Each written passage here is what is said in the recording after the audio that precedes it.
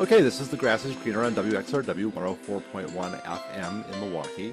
I am the host of the program, Gary Grass. With me is my co-host, Babette Gruneau. Hi, and today we have with us Dr. Todd Price, Curriculum and Instruction Professor at the National Louis University. Oh dear. National Louis University. All right, thank you for being on the program. It's we just right now. I don't know I'm sure you've been observing current events, and I I mean I'm not even sure where to start. It seems to me like higher education in this country has been in sort of a chronic, ongoing crisis for years that just suddenly got extremely acute with these sort of unprecedented things coming out of the Trump administration. And so just start in wherever you want in terms of what you think your overall picture is. Well, thank you, first of all, for the opportunity. I always appreciate doing grassroots radio and grassroots video because I think it's important for journalism to be able to give the real stories. I think that, to your point, higher education has had this challenge.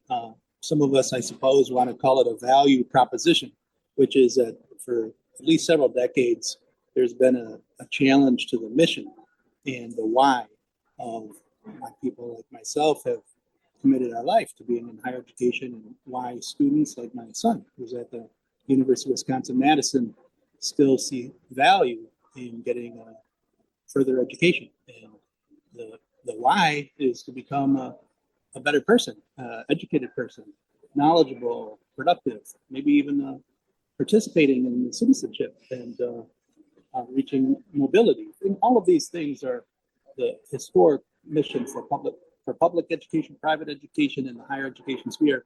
But as noted, there have been challenges to this for several decades, and it's just really come to a point with the Trump administration because what feels like a festering problem for several decades has been punctured now by a deliberate undermining of that mission. I guess that's where I would start. Okay. I mean, yeah, I think, you know, I know we have been facing for a long time these sort of two competing views, right? One of which the university has like a variety of missions. I mean, a part of it is kind of the old Greek, mind, body, and spirit. Improving the person in all the different ways. Um, and there's been all this kind of. I mean, it's an opportunity to meet different people from different places and kind of learn to socialize and experience all that diversity and widen your point of view and like explore different topics. And it's just it's all of that. And it's also, it also has a very important role in just advancing knowledge and preserving history and you know great science and math and philosophy come from universities. Great literature comes from universities, and it's a productive thing culturally as well as economically. And it seems like there's been a view to sort of just make it into just a pure capitalist commodity where you invest in Right. future workers, right? It's like go to college, invest your money, you'll get a better job, right? And even that promise has really kind of slipped away even as it's been promoted because now, you know, I mean, the gap between what a college educated person and a high school educated person makes on the market has diminished.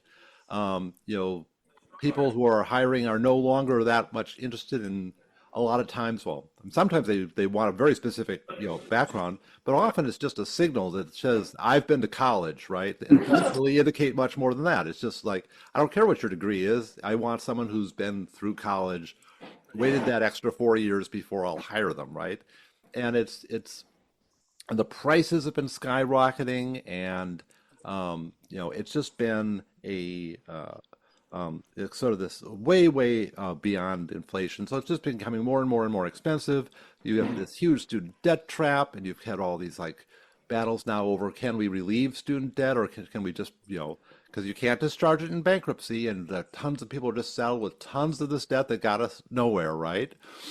And so it's, you have all those crises, but on top of that, you've had this kind of major assault on academic freedom, which Right. we saw that at UW in 2015 when they changed the shared governance laws for the university, and we're seeing it now with the reactions to the sort of pro-Palestinian protests on campus, where they're cracking down on professors, and you've seen a couple of and students, and you've seen a couple of college presidents resign, after their Yeah. testimony in Congress. I mean, it's a historic attack on academic freedom, Well, and let's take a pause and think about, for example, not all the way back to Greco-Roman times, but only in the last 150 years, my own university, National Louis University,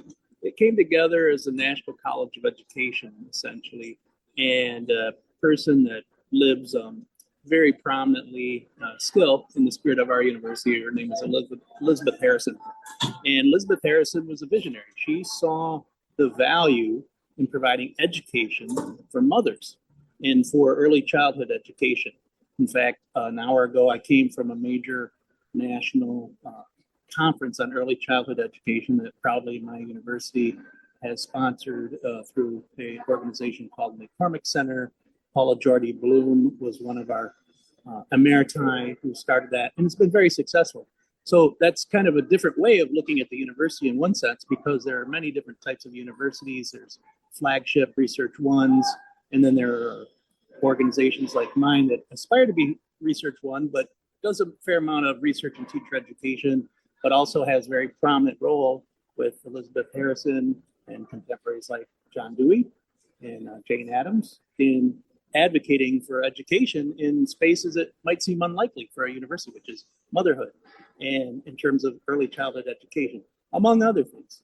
So one of the things I think is lost, and you pointed to it, Gary, is this very narrow focus on what a university education is for, and suggesting that, and it's, of course, as I'm a parent, I get it. I want my kids to be gainfully employed.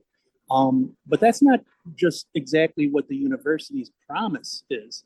The promise of the university and higher education in general, in all of its modalities, is to provide for the common good, for the collective good. That somehow, by having individuals come together as a collective group of interested and organized and productive and passionate people, we would have a society that actually functions for the welfare of the whole society, and not like a Gilded Age, which it feels like some of our administrators want us to return to, but rather that we would see a better day. So I just want to establish that the mission of the university has and still breathes in that direction, but not for everybody. yeah, I think there's one way to look at it would be the university can be seen as a cooperative tool or a competitive tool, right? In the competitive view, it is just an arena for people to compete against one another for better grades and for better endurance in succeeding in that system, and thus filtering out the unworthy, right? Whoever wins in the gladiatorial arena gets the job, right? And so it's a way of competing against one another and filtering people out. I think you're talking about a Hunger Games version, right? Yes, the Hunger Games model of the modern Some, university. somebody wrote that book, apparently. Yes, and the contrasting view is something where the whole idea of the university is to lift everyone up by giving people what they need to help others and be productive, right? Which is not necessarily just what will reward them in the marketplace, although it often is, right? To Right, broaden right. your experience, to broaden your knowledge, to share different experiences, that type of thing. And spread it around generally. Yeah. And to that point, one of the things you mentioned too, and I think that that's a good point, Bevan, about the experience. So one of the things that was, and this is kind of personal, but for me, coming from Kenosha initially, kind of a urban city that had a lot of union background and essentially, different types of groups there at the time, and still at the time, including my friends, were all Italian, first generation. And then I went to University of Wisconsin-Madison, where my best friend was from Burma, and met several folks who encouraged me in my own, socialization, I suppose, to spend a lot of time in Central America because my roommates were from El Salvador. So, I mean, there is that socialization that is not a small thing when you go into higher education, because you do find, interesting enough, and I think this is why it's being undermined right now by the current federal administration, a diversity of peoples, of experiences, of walks of life.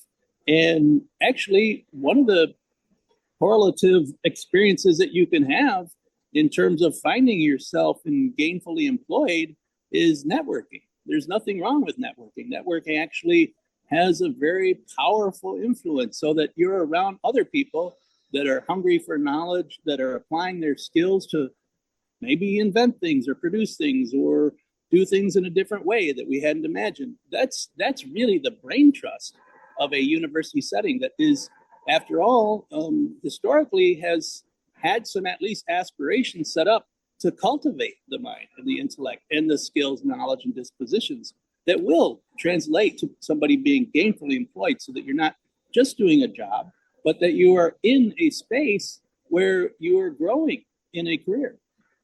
See, one of the things that this has brought to mind is that we had, Robert Miranda is still a really important local figure here, right? Yes. Back when I was in student government at UWM, when he was the president of the Student Association, back when the Student Association had a little bit of clout because they hadn't completely undermined shared governance by then. Absolutely.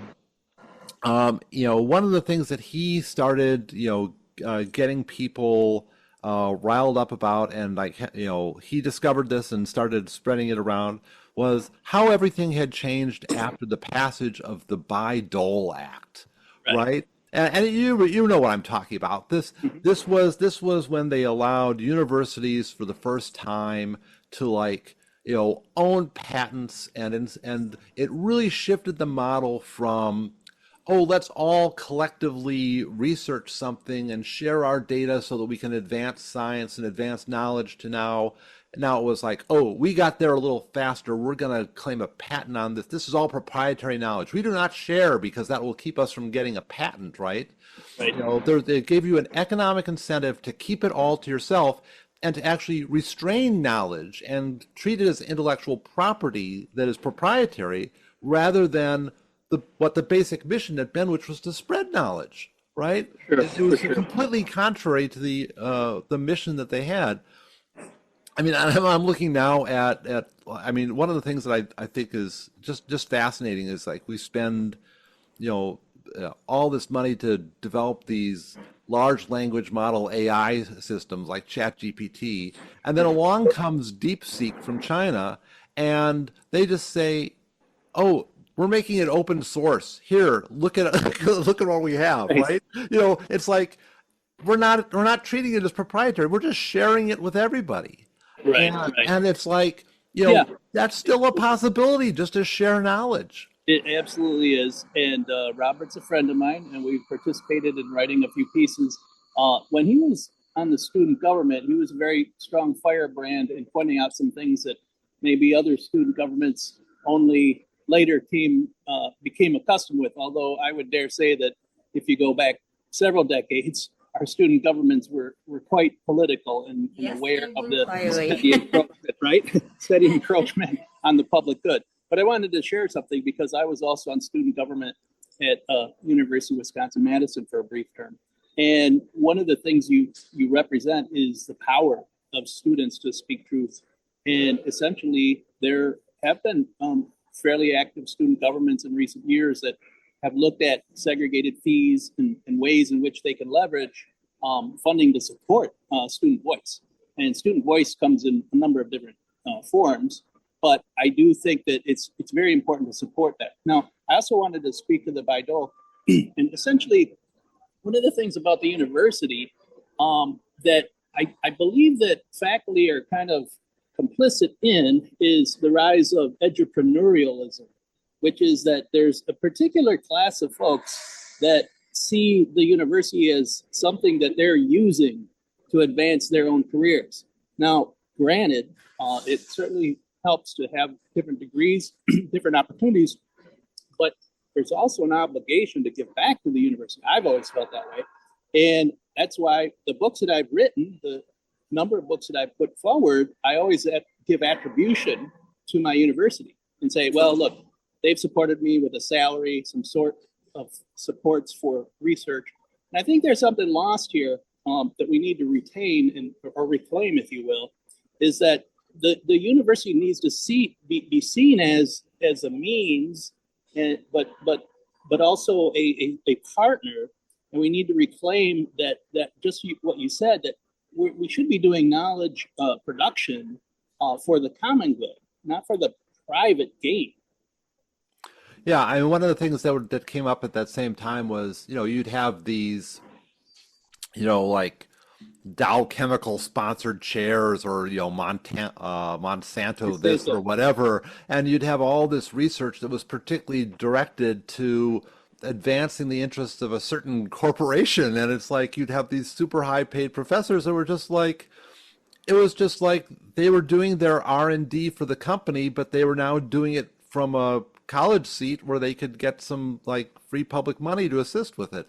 And it's just like there's just been, the way we've been doing things here just seems so wrong in so many ways. And I think you're right. It's about that fundamental loss of values and loss of idea of what the mission of the university is. And you probably remember I talked at length about this. It feels like a long time ago now with the advent of AI and all the hyper problems that are going to be associated with the entrepreneurship there. I can tell you about that already. But my interest before was the encroachment of technology in general in higher education, because for the very reason that we've outlined here, which is who's serving who and to what ends. So, I looked at various telecommunication corporations that essentially were being called on to rewrite the industry and the market. And I was maybe naive at the time. I thought there was something wrong with that. I thought legislators wrote the legislation, but when I found out that communications companies were doing that, I realized that we have a problem. And I always was... Legislators don't write legislation. They very seldom even read the legislation. Right. That's why when we do white papers and I have my students write them policy briefs, essentially, I make sure that they have an executive summary that is a page long, because that's about all that our legislators will read. And so to that end, you have to be pretty concise. But really, I think the broader issue is that we have to recognize that we are in a different moment where even in the height of the problems of corporatism, you would have essentially issues that were back and forth about to what ends, who owns what. You'd at least have these arguments.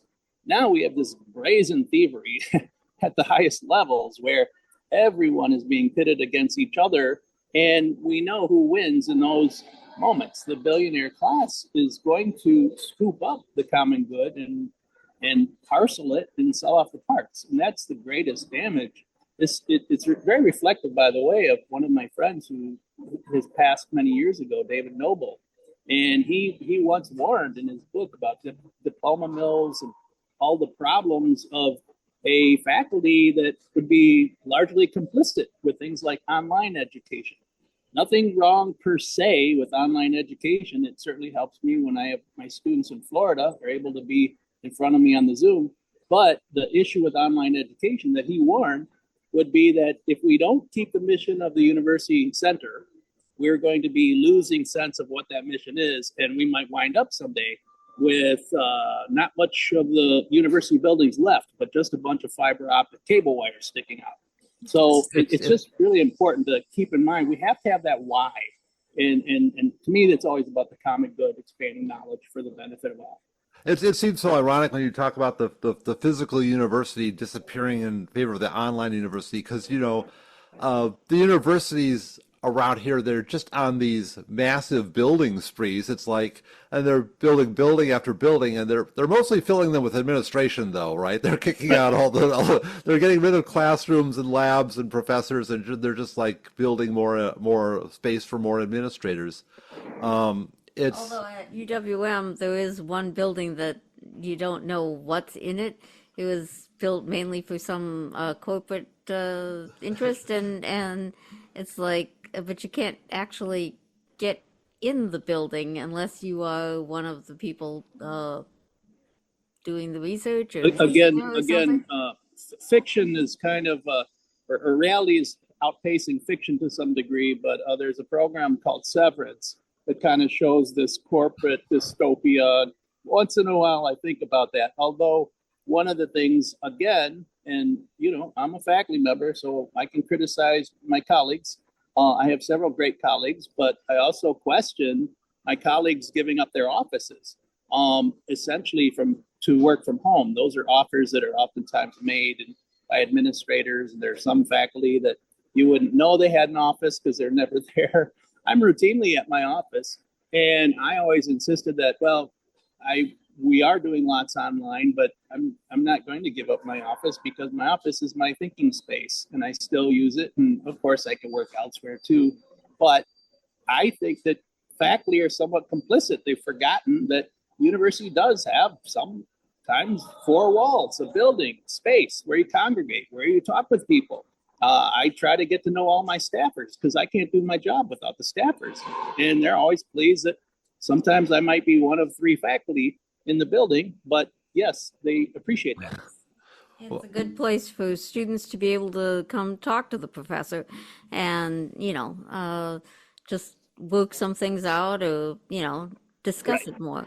I was actually on a panel once that were talking about how students never come to the professors for office hours, and I think they may have picked me out because I was like someone who actually was constantly bugging my professors in their offices, right? Yeah. There's tricks to that. One of my colleagues who's routinely at her office has candy in her office, and we also have free meals every Wednesday for me. And we also sometimes have, and I say this facetiously because it depends on the program, we have face-to-face classes, right?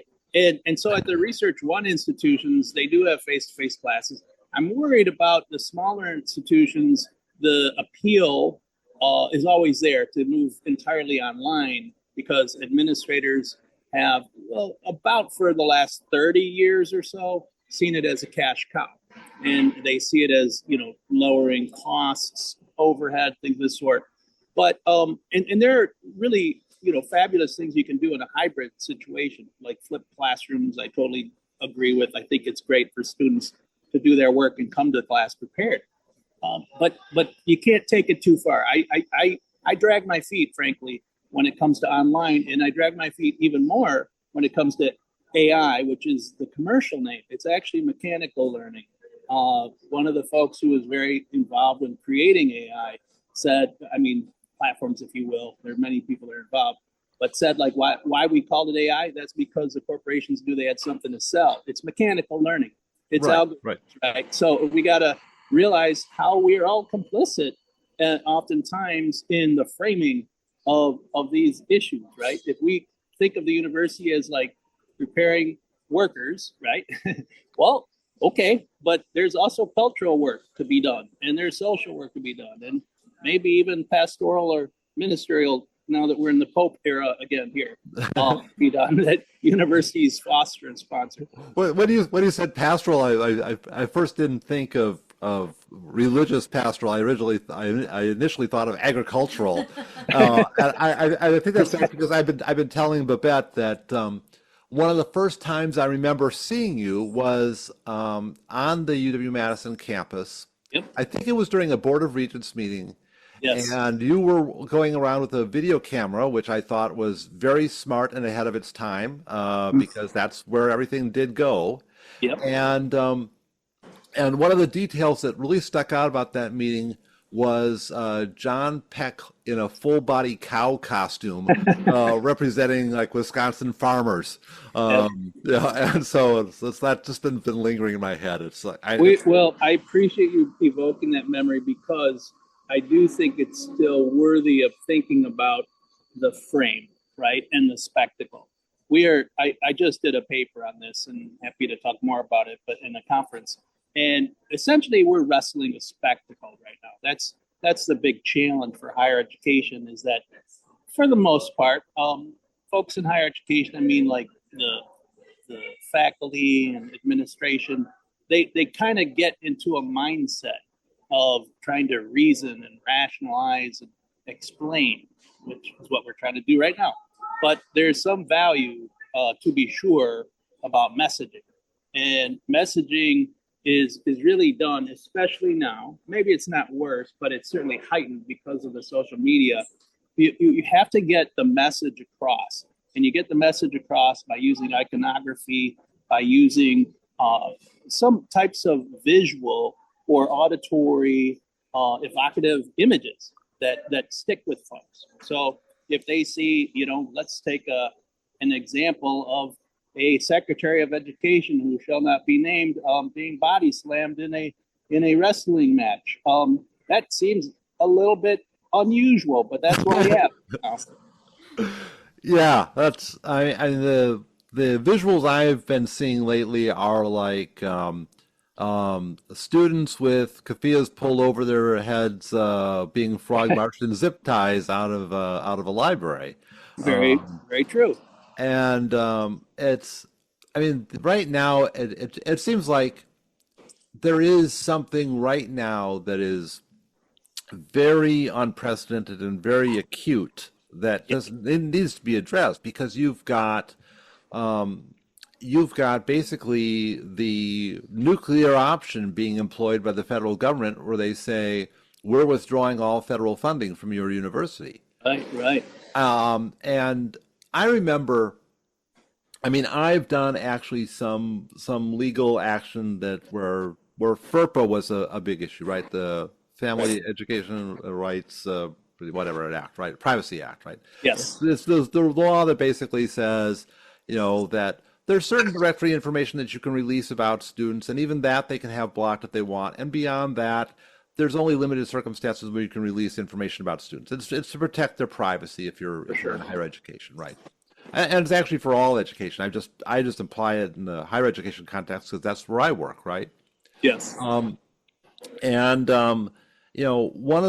was a conference on this where they were talking about how to possibly revise that, and because it's been around for a long time since like the 70s. Senator Buckley introduced it. Yeah. Right. There's a whole story about this. A constituent saw an article in Parade magazine and brought it to his attention, and they just wrote up something quick and just threw it on there on the floor without any. It's just like this didn't come from a lobbyist. This was just something that his staff wrote up on the spot and just threw at the Senate at the last minute, and it went through without any committee work or rewriting or evaluation, and it just sort of stuck there for 50 years. Well, one thing about that, and I'm very familiar with the case you make, essentially sometimes common sense sets in. There are certain things that seem so obvious that they pass. On the other hand, we could just give it over to Elon Musk and just trust him, right? Right. But when they had this conference about looking at it again, one of the things they said was, and this I think is really true, that how FERPA has operated in the university system, and this is true of more than just FERPA, but FERPA includes this provision where in order to get federal university funding, you must do certain things, right? You must ensure that your policy requires this, what, that, the other thing. And so it's all just, it's spending clause legislation, and it's, the government is very limited in what it can do there. And there's only a nuclear option, right? They don't have any real way to enforce FERPA other than telling the university, we're taking all your money away. And so there's been this perpetual problem with enforcement where they play this little dance where, how much do we need to do before they, if we do a little bit of violating the rule, right? I mean, we'll rely on the rule when it's convenient for us not to say anything, right? When we want to hide behind FERPA, we'll hide behind it. But when we feel like we need to break FERPA a little bit, we can do that too. Sure. And we can be secure that the university won't come down on us, because what happens then? Right. Are they really going to take away all of our money for one little violation? And once they do, they lose all authority to ever enforce it again. I'm of the opinion that there's another condition, which is that sometimes universities, not all of them again, there's some that are courageous, but there are profiles of cowardness too, that they're afraid they'll be called a bad name. And I mean this almost less than facetiously, which is that they do this thing called this dance. It's called anticipatory compliance, where they over comply, even though executive orders do not have legal standing, right? Mm-hmm. I mean, rules and regs, stipulations, statute, that's Congress. And so one thing I find frustrating, actually, because I do a lot of lobbying and I talk with a lot of administrators and legislators and all that. Essentially, I find it frustrating that so many have embraced this anticipatory compliance and are not gainfully and willfully joining, in there are places where you can do this, coalitions. Essentially, let's get behind and let's fight it out in the courts. Now, courts aren't the ultimate solution, but courts have certain standing. They're supposed to interpret the law, right? Mm-hmm. Not somebody that doesn't know much beyond education, in a military school, which is what our president knew. We have to have more courage, more standing up for what we know to be right and know to be true. And essentially, yes, there can be some mischief caused by the Department of Education right now, but we are in a legal moment. And I just want to give a quick plug for a couple organizations that have been standing up. One is AACTE. That's the American Association of Colleges of Teacher Education. I joined them several years ago when they were a fairly conventional organization. Now they've become sort of the radical wing of the teacher education movement, meaning that they're taking up the fight.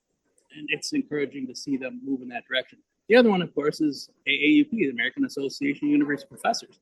They're signatories on several lawsuits, especially in the East Coast. And you got to give some shout out to them. And I know there's some challenges there, but Harvard has said, no, not going to go along with it. Wisconsin, Secretary of our Department of Public Instruction, Superintendent, has courageously stepped up and said, what do you mean by DEI in this instance? What initiative, what programs? And just essentially asking the question, say, okay, interpret it for us. That's what we need more of. We need to see more standing up to the bullying, because a lot of this is, it's real, but it's also spectacle. And it's hard to wrestle with spectacle if you have historically based your means of work and life on reason and rationality. You're dealing with unreasonable and irrational entities that are exercising a great deal of framing of who you are and what you're about. We shouldn't settle for that. Nobody should settle for that or any bullying. And I'd like to see more of us speaking up, speaking out, and frankly saying, what are you talking about? Yeah, I think that's all right. I mean, I think there's been a lot of criticism right now of some of these institutions for caving in, and but it's like it's the classical thing where if you are the single university where the administration has decided to single you out and target you, right? Um, I mean, no one wants to be the first person to stick their head out and be that university, right?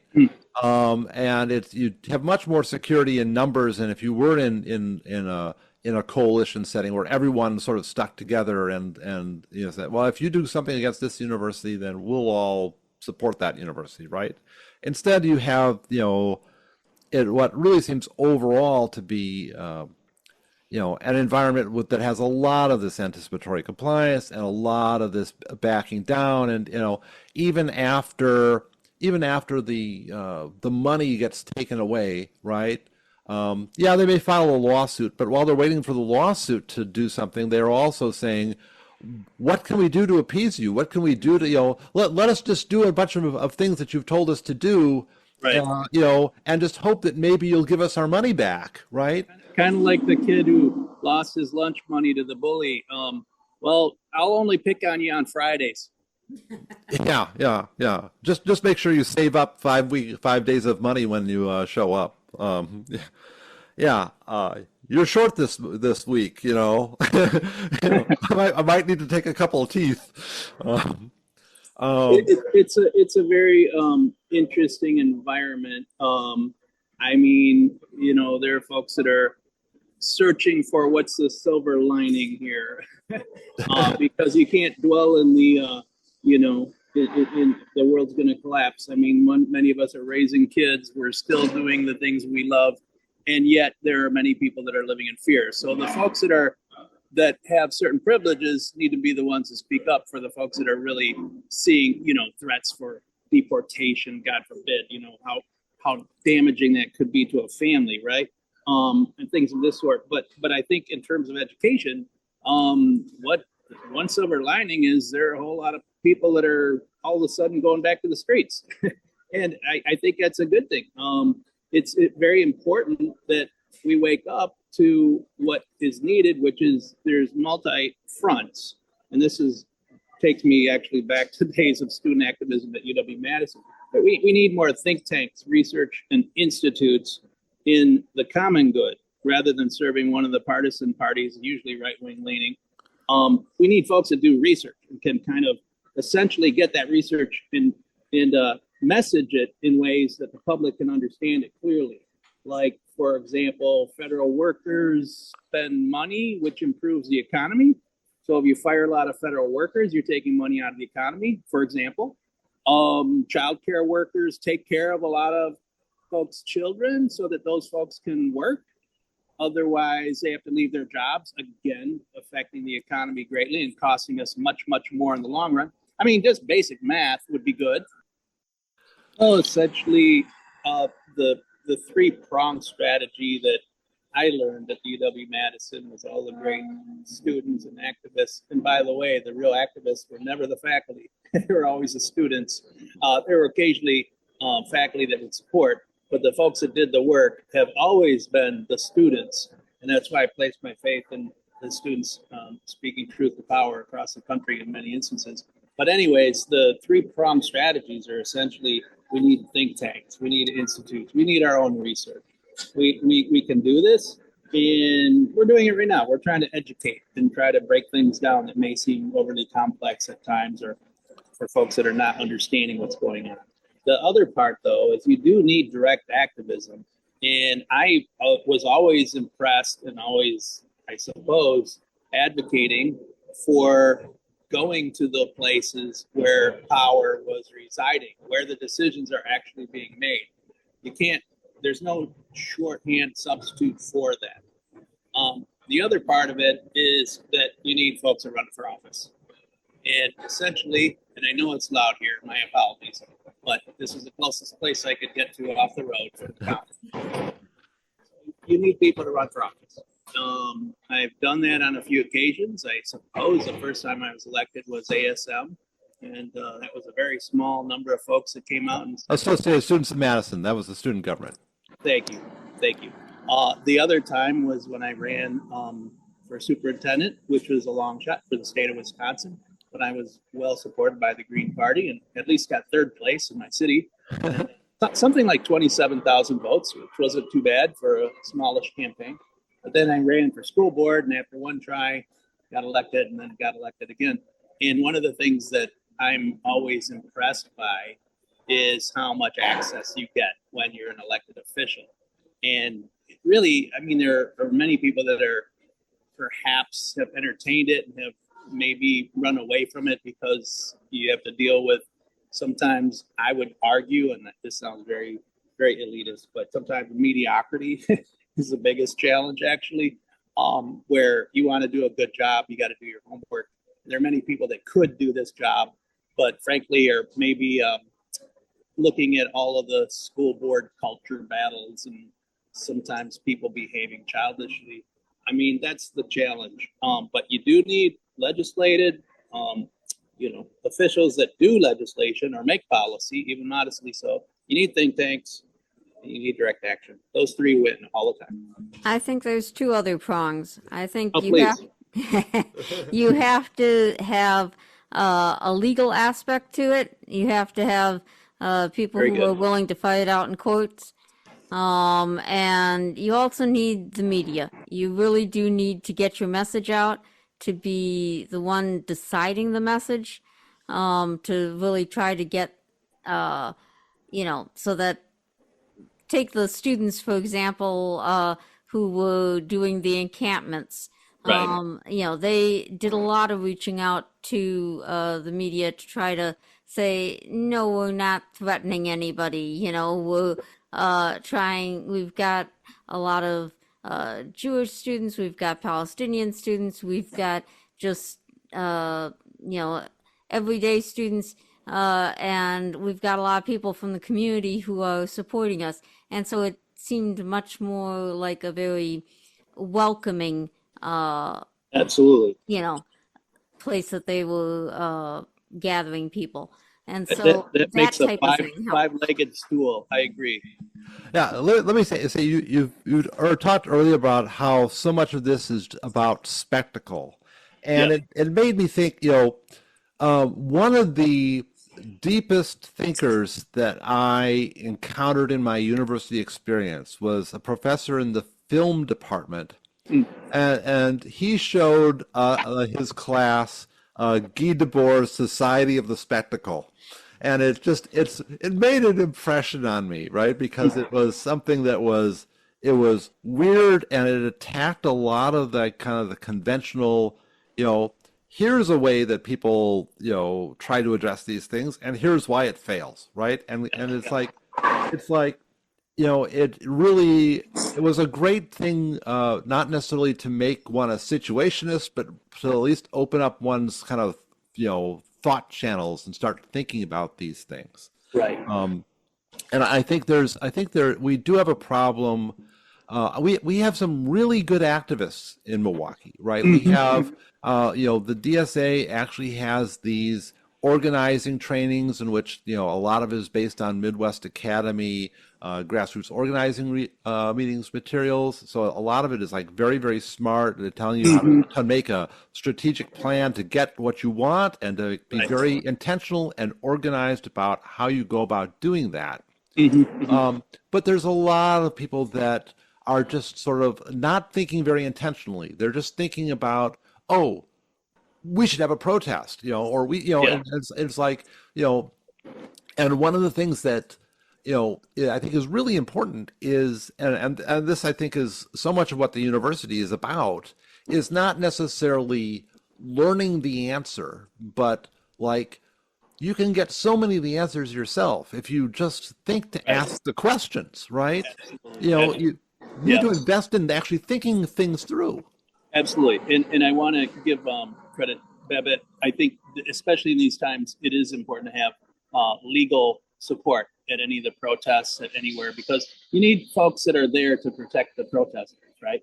And make people feel welcome. But to that point, I think that wrestling again with that spectacle, one of my colleagues mentioned that the challenge is to try to deconstruct or pull apart the spectacle as it is and say, well, the gnome in front of the El Salvador prison, that's intended to frighten people, right? And it's a real fear that's being induced, but it's also spectacle, right? And it's important for us to name what is this about? What's going on here? The other issue is that when we wrestle the spectacle or spectacles, essentially we have to be careful not become the spectacle ourselves. There's been some debate back and forth about the value of Cory Booker doing the 24 hours and 25 hours speech in the Senate, rather. I think it was important, actually. I think it showed it can be done, but what follows, right? And we have to look at where's the beef to essentially evoke a commercial from a long time ago. We have to see what is the educational protein of what we're learning. If what we're learning is that we advocate for freedom of speech, for example, but we shut it down when our youth are speaking or saying things that make us uncomfortable, or perhaps sometimes breaking a few chairs, then I think we're hypocrites, right? I think it's very important that we look to our youth, who are the ones that are trying to articulate.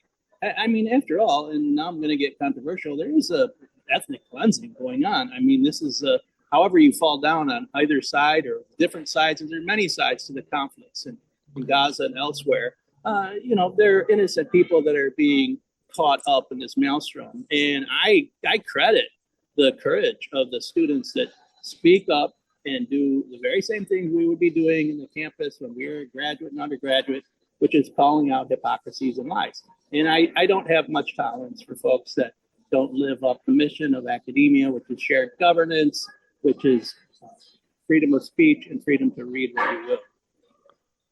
Yeah, I'll just briefly say that I think I'm willing to go much further in terms of my evaluation of what's going on in Gaza, right? I just say it's just an out and out genocide. I think we've past the point of ethnic cleansing now, but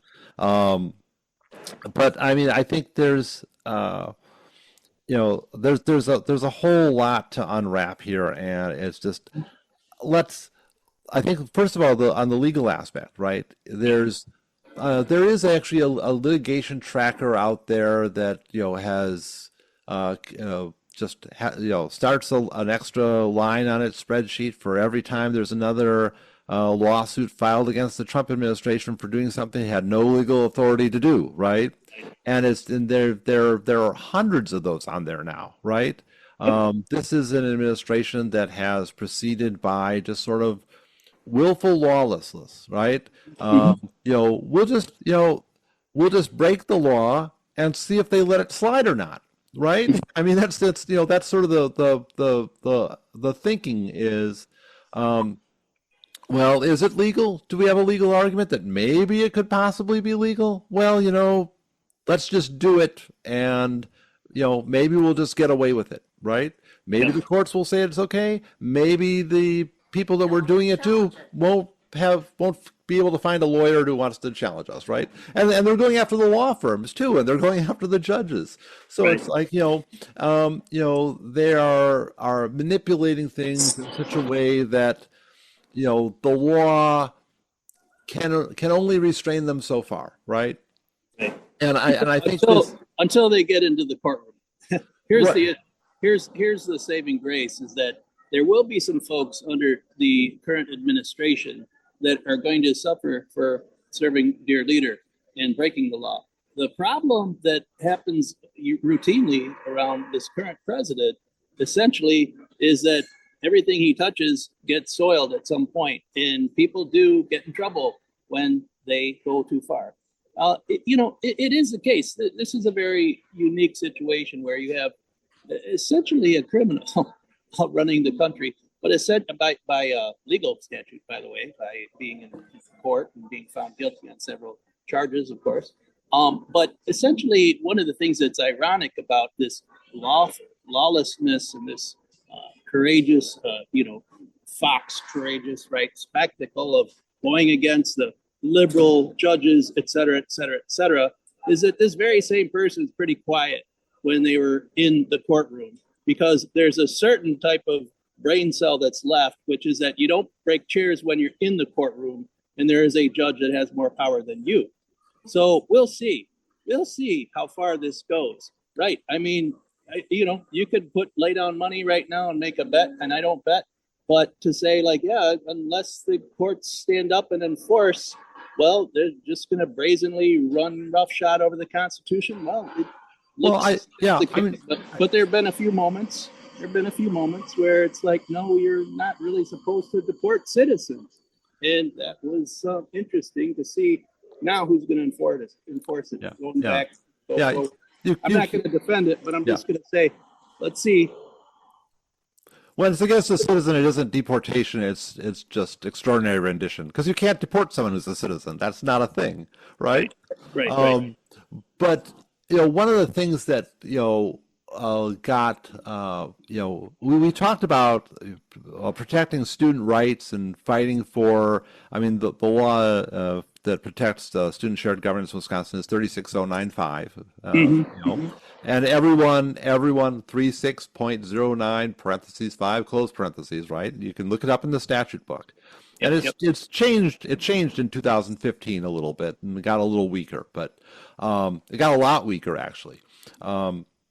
But even before that, there was a habit of the university administration to essentially disregard it, right? They'd pay some lip service to it, but they had their own interpretation of it that was like clearly just took all the meat out of it, right? Right. And the students at some points, there was a slogan that sort of went around because students were doing a very good job. The student association were doing a very good job of educating everyone about 36095. They wanted to have the number of the statute on the lips of every student on campus, right? And they were constantly talking about it, and they were doing a good job on that. But there was also a point of view that said, look, we have that statute. They don't respect that statute. We haven't sued them over that statute. We keep thinking about suing them, and then something happens and it gets abandoned, or the next administration comes in and decides they want to try to play nice with the university or whatever. So it's like it never really went to court anywhere.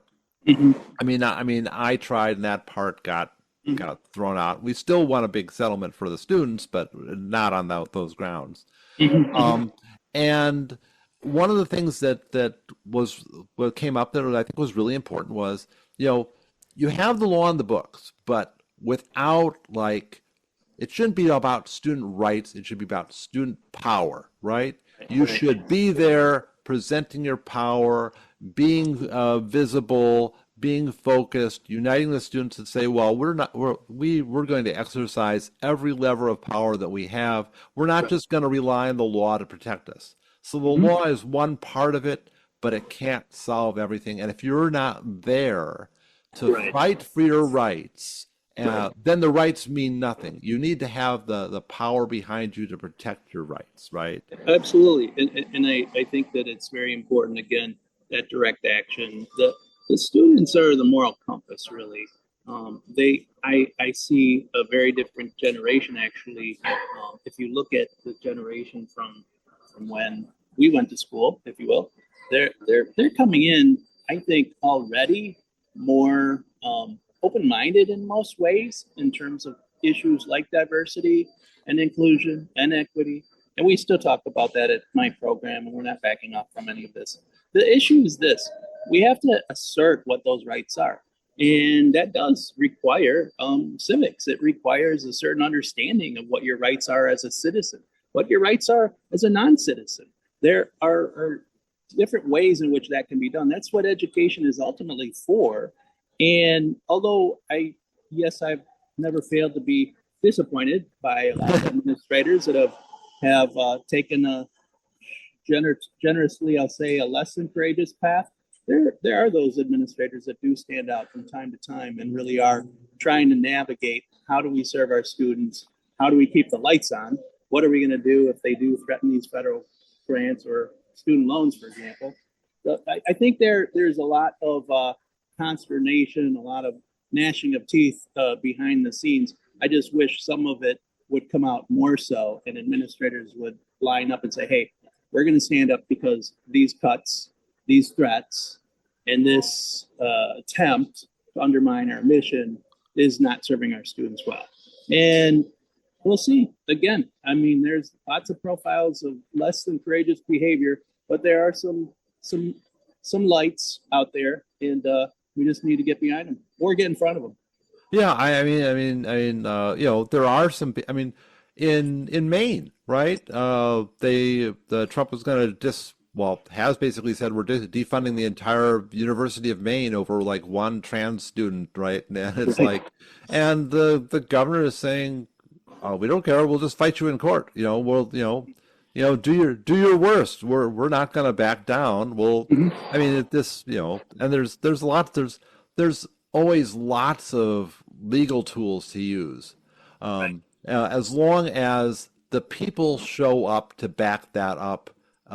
It can win, but it won't win if the people aren't there. So everyone needs to know about these things happening, and everyone needs to be, willing to commit something to the fight, right? And if the people are united, they won't be defeated, right? They have to be willing to turn out, even if the campus police are called out, even if larger